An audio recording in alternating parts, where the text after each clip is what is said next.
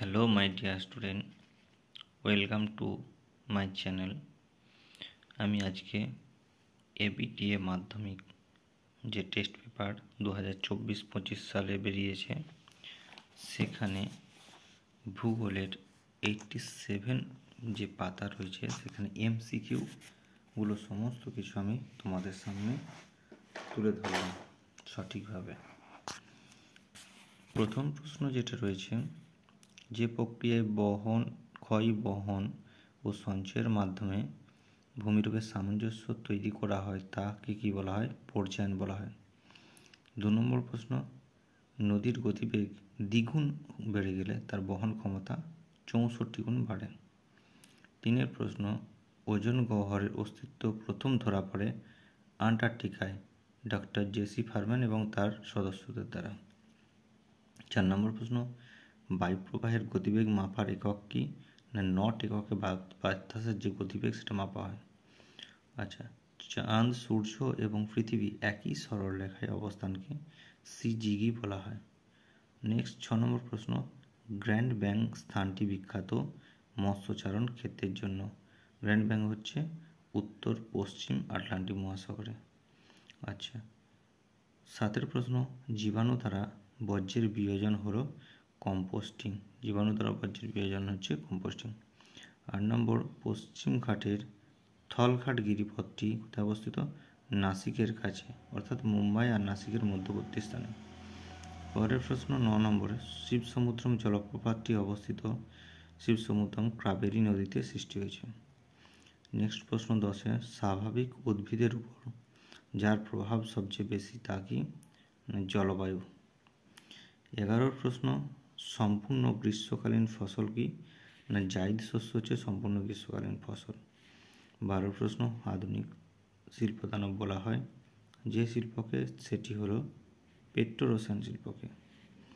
আচ্ছা, 13 নম্বর প্রশ্ন, 2011 খ্রিস্টাব্দের আদমশুমারি অনুসারে ভারতের মহানগরের সংখ্যা হচ্ছে 53টি এবং সবথেকে বড় মহানগর হচ্ছে মুম্বাই।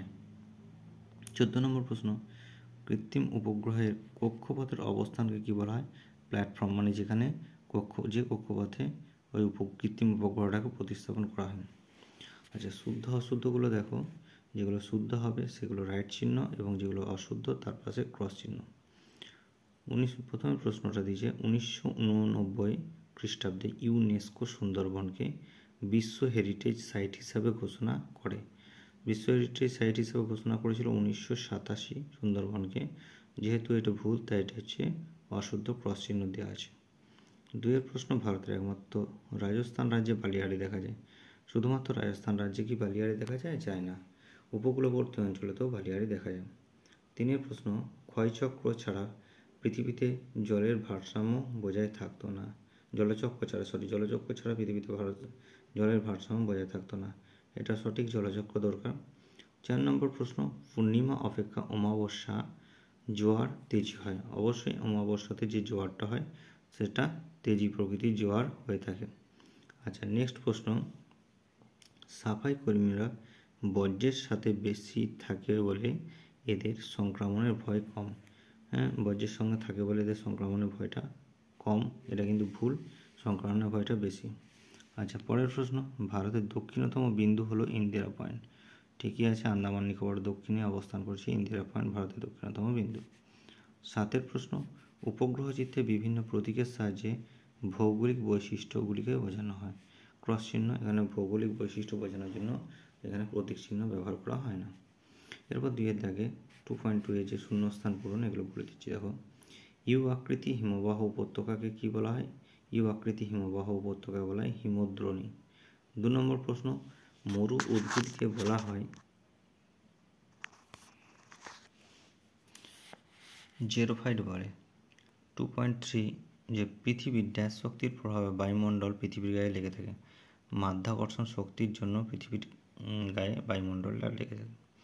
4 প্রশ্ন 2.4, সমুদ্র জলে উলম্ব সঞ্চালনকে বলা হয় কি?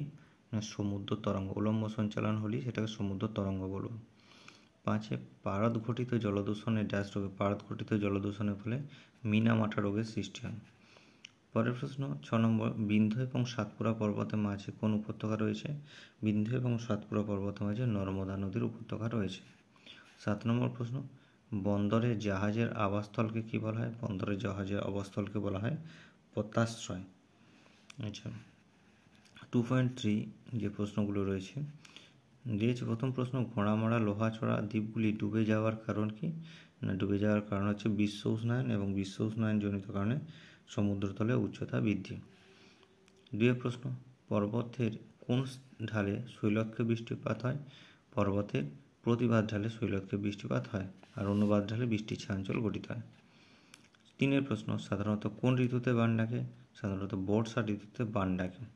4 প্রশ্ন, সার্ক কথাটির পুরো নাম কি? সার্ক কথাটির পুরো নাম হলো south Asian association for regional cooperation. আচ্ছা, 5 প্রশ্ন, কুমায়ুন হিমালয়ে হিমবাহ সৃষ্ট হ্রদগুলি কী নামে পরিচিত? কুমায়ুন হিমালয়ে হিমবাহ সৃষ্ট হ্রদগুলি তোমার তাল নামে পরিচিত, মনে থাকে যেন।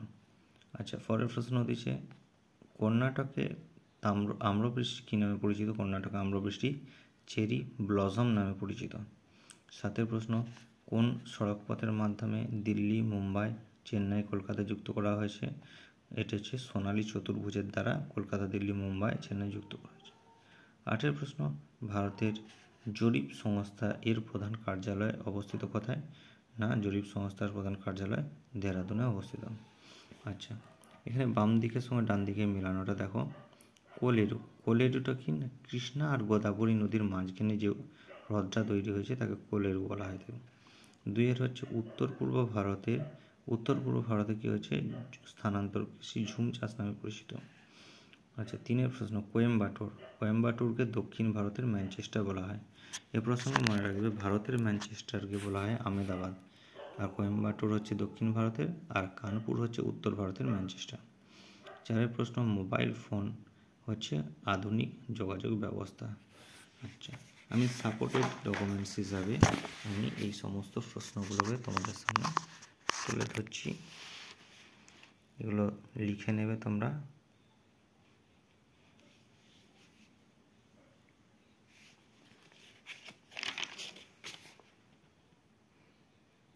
আমার চ্যানেলটি যদি ভালো লাগে তোমরা সাবস্ক্রাইব করে রাখবে, আমি পরের নতুন নতুন ভিডিও দেবো। আর যদি পারো একটা লাইক, কমেন্ট এবং বন্ধুদের মধ্যে শেয়ার করে দেবে, যাতে সবাই আমার দ্বারা উপকৃত হয়। থ্যাংক ইউ সবাইকে।